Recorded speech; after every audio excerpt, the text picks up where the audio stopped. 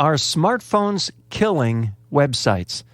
And Facebook is losing its cool among teens.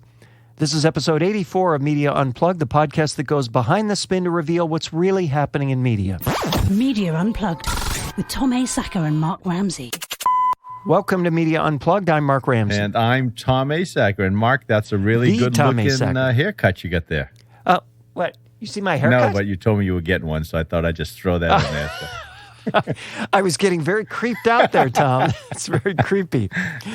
All right, our smartphones killing websites. This is from a piece in Bloomberg. Smartphones are doing to websites what Amazon did to the mall. Really interesting piece. I just want to read the opening of it. And then, Tom, I got to hear your take on this. So, young, distracted, in style, just so, Anissa Khaloufi is part of a growing genus of Instagram junkies. As the 21-year-old flits around the Paris suburb that she lives in, she's incessantly snapping photos and videos. Usually they're of her friend who preens for the camera in swanky clothes ranging from high-waisted shorts to pinstripe jumpers to big fuzzy slippers. It is, by all appearances, a parade of self-indulgence, a life over-edited and ultra-shared. But what the eye-rolling onlooker does not understand is that she's building an apparel empire one snap at a time, one that pulls in close to, listen to this, $40,000 a month. Wow.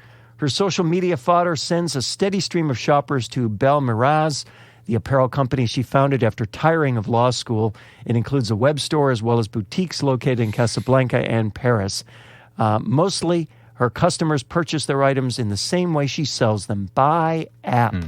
Isn't that amazing? I think the most amazing thing to me about that is that at 21, she tired of law school, which, if my math is right, at 21, a lot of people here in California still have a couple years to go of college, for starters. She's probably pretty bright, huh?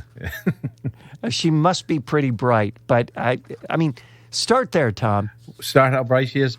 Well, look, a couple of big wows. I mean, the first big wow in that article was that 95% of teens own a smartphone, and half of them are online on a near constant basis, right? I mean, that just, isn't that crazy? That's the statistic that said, I think, let me find the reference, that it was up from like, what was it, 50% 3 years ago? Yeah, something like that. Yeah, so it's like almost ubiquitous, right? And half of them are on the phone all day long.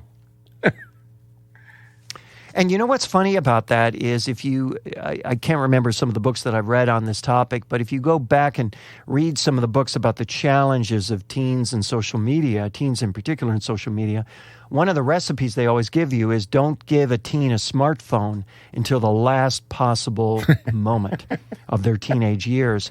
And the examples used are things like Steve Jobs, who created this stuff and didn't let his own kids use iPads and iPhones until they reach a certain age. And yet, here, 95% of teens have these devices and spend almost all their time online. We can do a whole episode on this. Is a scary trend, and I can talk to you in detail about what's going to happen if we allow this to continue. But that's a different kind of episode than this. I'm just curious, Tom. I think anyone listening would also be curious. Just go down that tangent for a moment and talk about that. Well, look, a few things. One, if you spend your day as a teen, remember when we were teenagers, right? I mean, we weren't doing a heck of a lot of social comparison because the people that who we were comparing ourselves to were standing next to us. Right? They were either standing next to us in the same classroom as us. It was really easy to gauge things. And plus, if you saw reality, then you realized that a lot of the stuff that they would, how they were dressing and had nothing to do with how they were living, how they were feeling. So all the illusions were apparent to us. We got it. It made sense. We didn't really get wrapped up in it. Today, You go online all day long. You start comparing your likes, your follows, your number of reads on this article, whether or not you're doing this. It is a devastating effect on your psyche. It can make you start feeling like you're never good enough, and that's dangerous, really dangerous, because it's a complete illusion. It's nobody paints a negative picture of themselves. No one. So, I mean, imagine that we're feeding it was bad enough with advertising, right? Sitting in front of a television, having somebody give us messages that were bullshit. That was bad enough. Now we're giving ourselves the messages of bullshit with that phone constantly. I just think it's a dangerous trend. I'm sorry. I just want to challenge you on one point, and that is that the people I compared myself to when I was in school, they wouldn't be caught dead next to me, so they definitely weren't next to me. They weren't in your back pocket either, were they? They weren't in my back pocket, and whether I thought it was all a big facade, a big image, a big myth or not, I certainly wasn't smart enough to think that, because all I knew is that they were there and I was here, and let's not. I guess we should go to the. We should probably, because I know everybody on this that listens to our podcast, they don't care about our humor, our philosophy. They want to know the practical business applications of what we. Yes, let's go to that. So let me read one more paragraph from this thing. The future of retail isn't e-commerce or omnichannel or pop-up shows or geo-fenced flash sales. The future of retail is palm-sized. As social media consumerism cultivates a growing crop of scrappy brands, these retail entrepreneurs are skipping the computer altogether. This is the key point. Let alone brick-and-mortar shops, instead displaying and selling products exclusively via smartphone and really primarily via social. And that means especially Instagram, because of Instagram, obvious video and photos. And as of May, Instagram quietly enabled a feature for users to add credit or debit cards. So now you can literally have your entire shopping experience within the confines of Instagram. And who needs to go to a store when that's the case? Mm-hmm. What this woman says, 90% of her company's revenues flow through Instagram, where she connects with 119,000 followers. That's just astounding, isn't it? Yeah. See, listen, this is, if you can really think through this, then you can see the revolutionary things that are going to be happening or what are happening. So I want you to imagine this just for a minute. So there's a large, bustling department store, say like a Sears of old. And there's products that appeal to anyone and everyone. There's clothing for moms, clothing for dads, clothing for kids, appliances, tools, sporting goods, eyeglasses. It doesn't matter. And then you've got these corporate buyers, and they're tasked with trying to select what they imagine the people who walk through this store are going to desire. And so they selected these products, usually middle-of-the-road type products. And how did they promote them? Oh, photos and videos. That's how they promoted them, in catalogs and circulars, on TV ads. Now, imagine some fashion-conscious girl standing in the middle of the girls' clothing section in this department store, and she's frustrated by the selection. And because the internet has opened up her world to possibility, she decides, hey, why can't I source out clothes? Hey, why can't I even design and source out some stuff that's more appealing to me and people like me? And I'll offer it up for sale on the internet. And she doesn't have to spend money on advertising or models or photographers, because she's the model. She's the advertising. She's the photographer. She doesn't have to pay rent. She doesn't have to get people to wander through her store or follow her website or anything. This is unbelievable if you think about it. There's a line in here. It says a would-be Phil Knight or Kate Spade no longer has to hustle for capital and retail partners. All they need is buzz and followers. Think about it. And that's your point. And look, and just like that, what happens to that store's business? A small slice of it is gone. And if enough of those small slices in your Sears of today, right? I listen, the most insightful statement that I saw in that article is when this Thornton at Shopify says of these, what he calls iPhone-focused entrepreneurs, he says they're very experiential sellers. They care a lot about building a brand. I went, wow. Right? Because they get that building a brand is focusing on three critical value components. Aesthetics. Is the look and feel of everything I'm doing appealing to the people who are interested in the things that I'm doing? Control. Am I giving them simplicity, ease of use? Are they the ones in control, or am I trying to push stuff on them? And then identity. Are they buying it because they're like this? And that's something, Mark, that a department store, even Amazon, cannot do. That's true. That's very true. There's one other quote from Lindsay Thornton, the Vice President of User Experience at Shopify that we referred to right there. She said, they're not necessarily, the people who are doing business this way by phone, she said, they're not necessarily on the go. They simply want the flexibility to do whatever they need to do. It's the time pressure that's actually pushing a lot of this. How can I do things faster? Well, that is a trend that's not going to diminish, right? The desire to do things faster and easier, more conveniently, is just never going to go away. Well, and the interesting thing is that not only is the consumer doing things faster and easier, but the person that's interacting, doing this, this, call it, I don't know, a merchandising dance, if you will.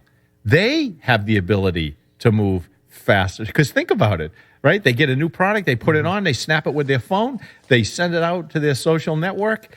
Right. Try to get a retail outlet to do that. Try. Yeah, remember the phenomenon of just-in-time inventory? This is just-in-time. I don't even know what it is. Just-in-time desire. I don't know. This is just now inventory. Just now. Now is when you need it. Now is when you'll have it. How do you stop this? How? Can't. No. You can't. No, you absolutely can't. We're going to see a lot more of this. This is kind of the microization of consumer merchandising. And it doesn't spell good things. We've had previous pieces in the past where we've talked about malls emptying out and things in peculiar tent poles going into malls, like, say, gyms. Right. Gyms are the new tent pole in a mall. It's really interesting. You are listening to Media Unplugged with Tom Asacker and Mark Ramsey. Facebook is losing its cool among teens. Now, I know what you're thinking, Tom. Hasn't this been true for years? Right? I mean, this is something everyone says, teens aren't using Facebook and blah, blah, blah, blah, blah. But I'll tell you, the stats that are just out are really quite stunning, right? I thought. It's a big, big drop. So here are the stats on the platforms that are used by more than half of teens aged 13 to 17. These are from Pew. YouTube, 85%. So that's the most popular online platform. By the way, I'm surprised it's only 85. No, I'm not. But, I mean, think about it. What's the rounding errors on some of these? Right? So maybe it's 90. Know. That's a good question. That's true. Instagram, 72, which is, if anything, higher than you might expect. Snapchat, 69, which is about what I'd expect, I suppose. Facebook, 51. Facebook, Tom, in another 3 years, Facebook won't make the cut for the list. I mean, that, and below that, Twitter's down at 32, Tumblr's down at 9, Reddit's at 7. I mean, all of these things drift off into irrelevance once you get below 50 pretty fast. But Facebook is seriously on the verge. Now, Facebook, as we all know, is also Instagram, right? Yeah, they lucked out on that. I mean, that very good decision, they did luck out. It? Good decision. So this marks a shift from Pew's last teen-focused social media survey in 2015. Why they're doing this every 3 years is beyond me, instead of every year. But only two platforms were used by over 50%. Facebook was number one at 71, 20% percentage points ahead of the next most popular platform, Instagram, at 52. I can't imagine YouTube wasn't above 50, so I don't understand that. But Facebook went from 71 down to 51. It dropped 20 points in 3 years among teens. That's astounding. Look, Mark, this is the very same dynamic that we just talked about. See, people think that when we talk about this woman appealing to people and taking a slice of the retail business, people go, "Oh, good, oh, that's retail. I don't have to worry about it because I'm in media, or I don't have to worry." Now, this is happening everywhere. When a company goes broad in its appeal, over time it loses its ability to focus on the specific desires of different audiences in that mix. And here's the thing. As various platforms become cheap to leverage, right, and they're widely adopted and easy to use, then other people go, well, wait a minute. People are spending all their time on their phone. How can I more precisely target my appeal to a particular audience and get those eyeballs and keep them engaged. This is happening everywhere. No one should feel like, oh, good. Oh, I got it now. You don't got it now. Just yesterday, I received an email from Medium. So did you see it? Did you get an email? Do you read me? You're on Medium, right? Yeah, I see Medium. I'm not. You're not premium? No, but I write Medium, for them every once in a while. You do too. I've seen some of your stuff. Sure. Yeah. They announced the launch of their first ever podcast. Right? Great. There you go. Who hasn't been asking for that? So it's called Medium Playback. So what they do on each episode, you can hear one of your favorite writers read whatever the compelling story was that like skyrocketed on Medium. Then they'll chat with one of Medium's hosts to give you the story behind the story. So I listened to the beginning of the first one, and the quality was excellent, like NPR quality. But I tuned it out because the subject matter and the personality, that it wasn't something that interested me. But guess who it did interest? A lot of the people who read that Medium article. So they are now slicing off a piece of whatever podcast those people were reading before, because you and I know there's limited attention. There's limited. So you're slicing off a piece of whatever podcast they were listening to. Exactly, right? Okay, so basically, your point is they're saying we've maxed out on what we can get from this, screen reading model. Let's dip into the audio hearing model and get a piece of that pie. Well, absolutely, and you would agree. Exactly. Why not, right? This is what I'm saying. This is what's going to happen: is that people are looking at platforms. So let's say the platform is, let's call the platform retail. And people go, well, I can't get into retail. I can't afford slotting fees. I can't negotiate with Sears. How am I going to get? Oh, I got a platform that just allows me to do this by snapping a picture of me wearing a T-shirt, and now I'm in retail. All of a sudden, everybody's going to enter and figure out how to capture different little audiences. Medium just did that with podcasting. Listen, if you can bring in $10,000 a month for your side hustle. Why not? It's not such a side hustle anymore, is it? No. And your point about this being inevitable is so important, and also about this cleaving of micro audiences. It just occurs to me that one of the trends that's obvious here, and Facebook is obviously trying to adjust and focus more of its content on your friends and neighbors, and not as much on the brands that are buying this retail, this space to reach you. And all of that's going to be in vain, I think, ultimately. You and I both think that, I'm sure, that they can't chase this trend because they can't be, as usual, they can't be all things to all people. And not only that, neither can Snapchat, neither can Instagram, and there will be 3 years from now something new on that list. This is the thing that people don't realize. They think that you can get this stronghold on people through their habitual buying. That's great until people figure out how to use another platform. And remember, if there's no barrier to entry or barrier to usage, I drag you away. This is why just today I had a conversation with someone. I talked about the way a lot of radio broadcasters see this space, and they look at all this new technology and they say, we've got to have our product on those platforms in order to reach people who like to embrace those platforms. And they say, job done. That's it. We're done. We did it. And then I say to them, but why is it that commercial radio broadcasters are generally not the ones creating the podcasts that people are interested in? Why is it that the people so good in this category appear to be not so good in that category? Why is that? Why am I? Look, they've got it. They've got it backwards. It's backwards. It's not. I've got this stuff. Let me go put it on a bunch of platforms. It's I've got a bunch of people. Let me go find a bunch of platforms to get it right.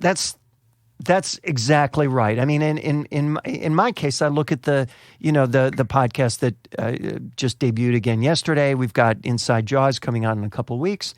I mean, that is created from that content out, right? From that audience out. This has nothing to do with, if I had a radio show, why does that necessarily mean I am better qualified than anybody else to create this content? It doesn't. Not only that, but if I've got a radio show that people listen to passively for 3 hours a day, I'm playing music, etc. I've got some chit chat. What makes me an expert about what people want to consume when they hear it, when they can hear it on demand? On demand is a whole different category than by accident or because I'm in the car and because I've been listening to this station Mark, for 10 years. Can you imagine, if radio let's say they were able somehow through technology to know when people were tuning out and they were able to instantly communicate, right? So you're listening to the radio and you're saying, I don't like this song. I'm going to go, and all of a sudden the DJ comes through your speaker and says, where you going, Bob? and Bob says, listen, you're playing this crap. I like this. What the hell is the DJ going to say? Let me play you your song, Bob? Because all of a sudden he finds out somebody else just tuned out because Bob left. Well, that's why this little platform called Spotify is on the rise. This is for that reason alone. You can't fight this. When you look at the streaming trends year to year, audio streaming, one trend is pretty clear, and that is that, and this is in spite of the growth of smart speakers, which is viewed as a big boon to people in the radio space. When you look at these numbers for streaming from year to year, one statistic you see pretty clearly is that in general, commercial radio streaming is flat to down, while other streams are up. What's up? Spotify way up. Apple Music, I'm going to guess, is up, even though it's not measured by the people who measure these things.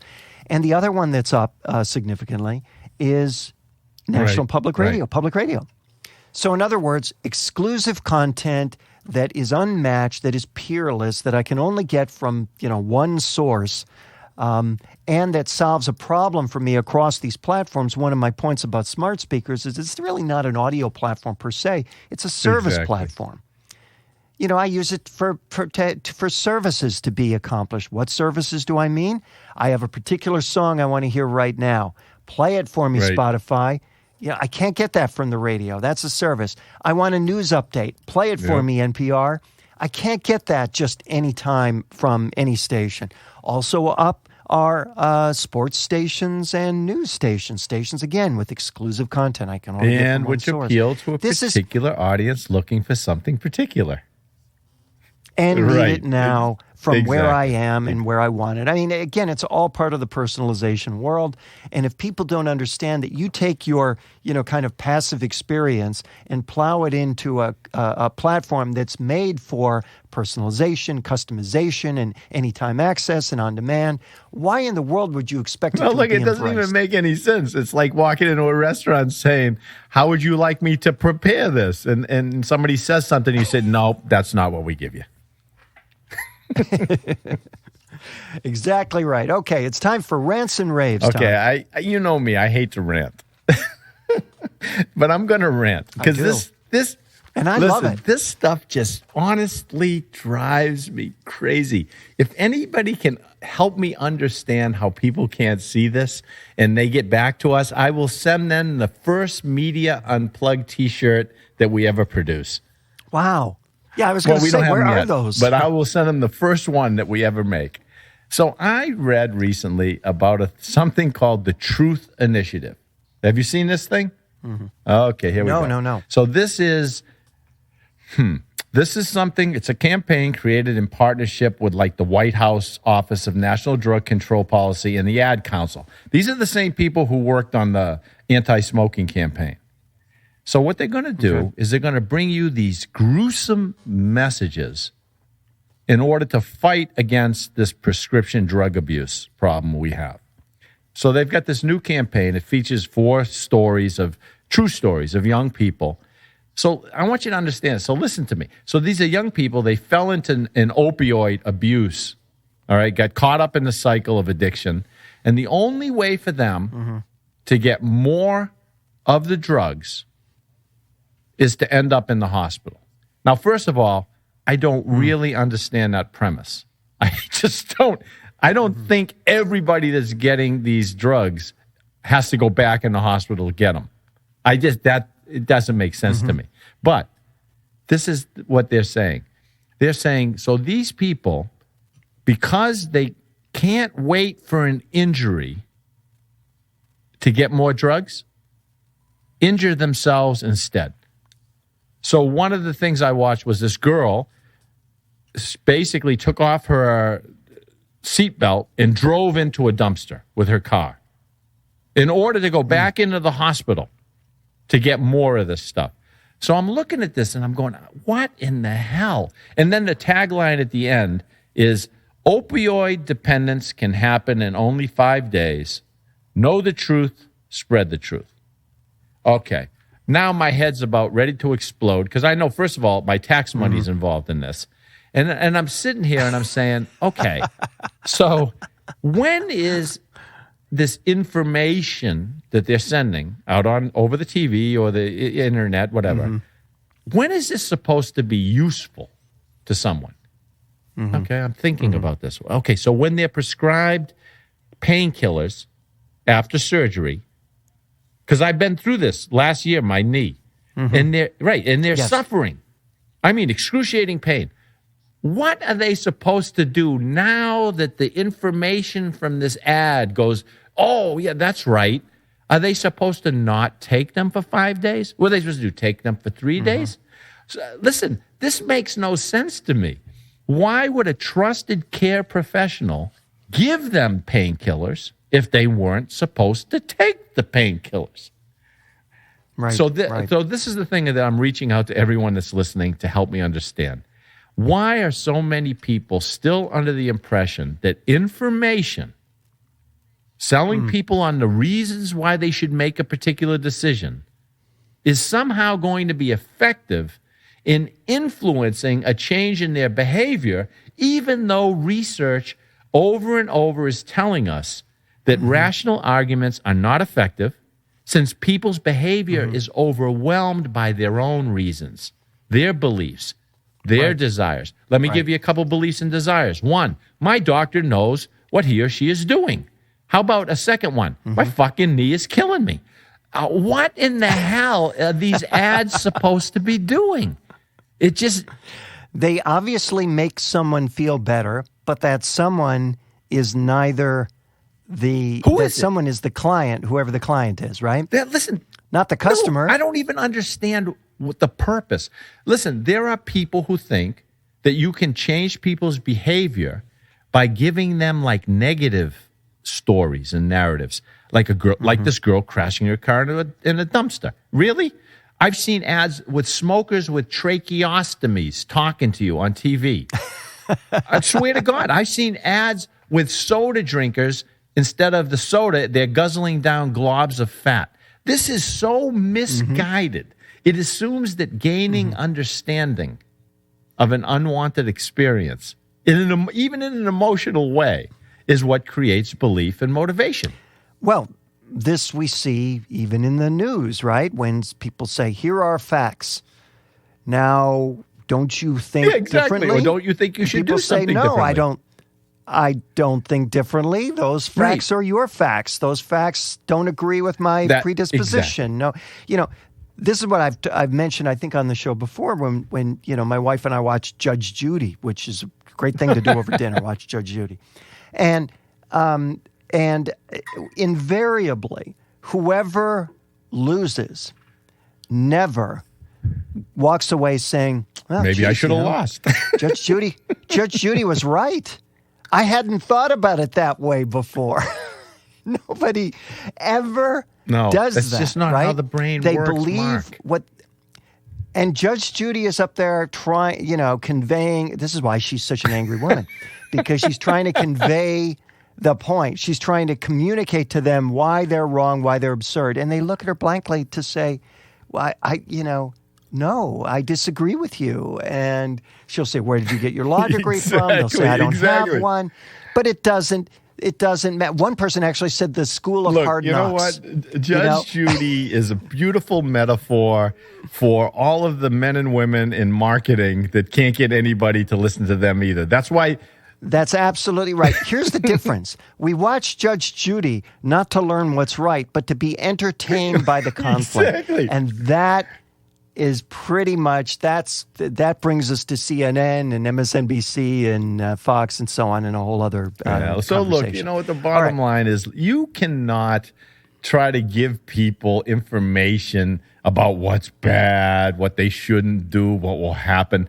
No one desires what they don't want. And it doesn't matter. And that includes information. Like you said, the people leave and they go, it was still right. Because they didn't want it. They didn't want that judgment, right? They don't want it. Don't Right. cloud my mind with facts. Henny Youngman, he once said, when I read about the evils of drinking, I gave up reading. So what people want is to get better bodies, better work, better home, better relationships. They want to imagine transforming their lives, the lives of others. They want to feel good about their evolving narratives. And don't forget, more likes, more shares, and more comments. True. It means these ads should probably be directed like at the drug manufacturers or the physicians, but they have their own desires, don't they? Which Yes, overrules. They certainly do. Speaking of rants on things, giving people things they don't want, mine is on IHOP. Oh, no. And yes, you of course know what I'm going to talk about. The IHOP rebrand. Is it more than a PR stunt? Can IHOP make IHOB? That, just in case you're having trouble hearing, that's the transformation of a P into a B, which evidently, after much suspense, meant burgers. Because, that's what people want from IHOP is burgers. Here's what the IHOP chief marketing officer said. I love this. This is my favorite. Wait, no, this is not my favorite. Yes, this is my favorite. People know us for pancakes, the chief marketing officer of IHOP commented at a burger tasting press preview last week. They actually brought press in to give them burgers. The goal is to get people to think of I love this. I love marketing speak. It's just so great. The goal is to get people to think about us for lunch and dinner. We have a lot of white space after breakfast. He actually said That's a good way of saying there's no people here. What he calls white space, I call empty space, but it must look white to him depending on the way the restaurant is decorated.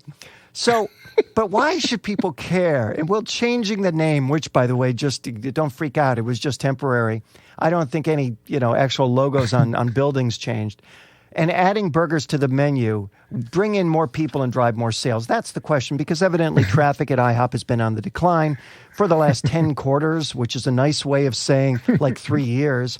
IHOP same-store sales only recently saw positive growth for the first time in 7 quarters, which is a nice way of saying more than 2 years. So here's the thing, though.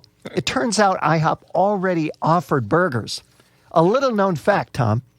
But they're offering more burgers and elevating that part of the menu as it promotes a line of steakhouse burgers, which is very close to what I would describe as artisanal steakhouse burgers.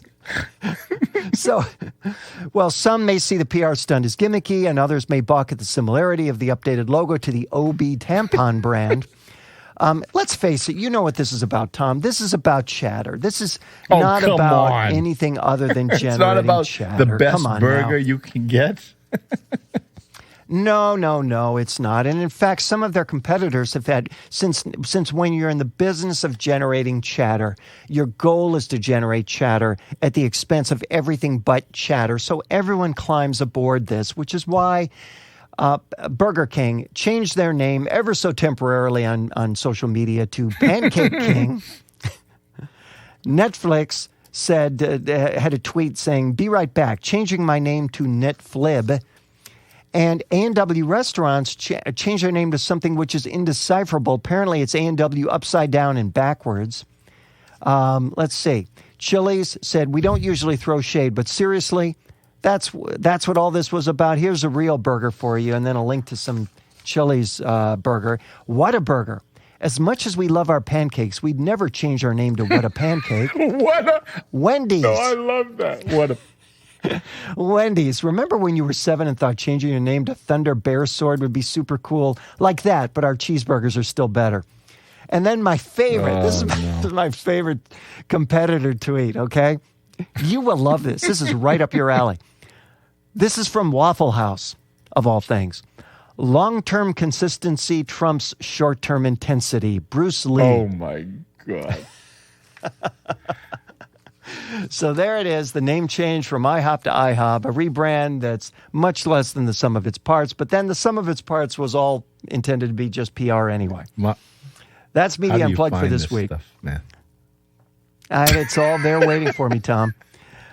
Please remember to subscribe to us at Apple Podcasts or on Stitcher. And while you're there, please rate the show. It helps other folks discover us.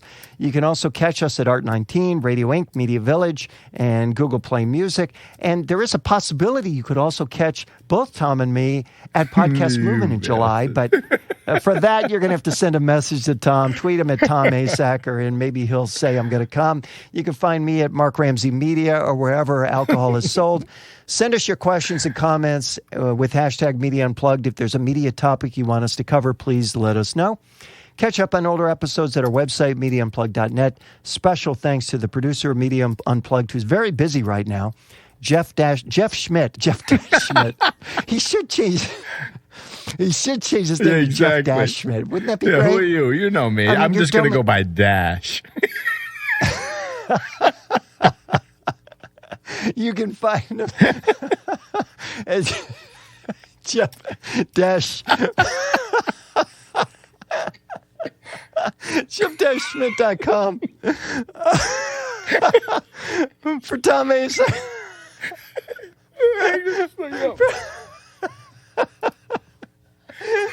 Tom Asacker, I'm Mark Ramsey. Thank you for listening. So sorry we have to end this way.